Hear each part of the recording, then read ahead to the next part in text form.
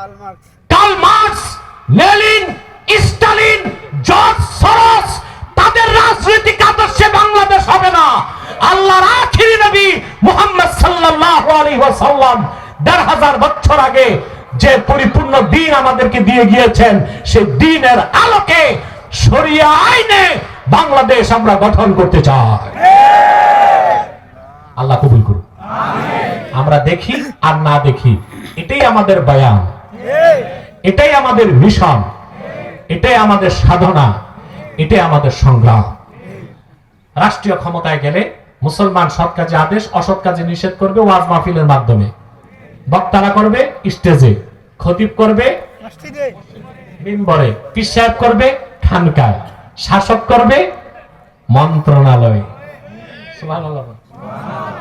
সৎ কাজে আদেশ, অসৎ কাজে নিষেধ সবার একরকম না, এটা তিনটা স্টাইল। কয়টা?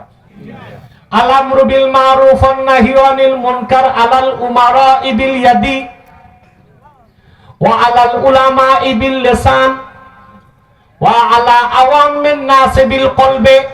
সৎ কাজে আদেশ,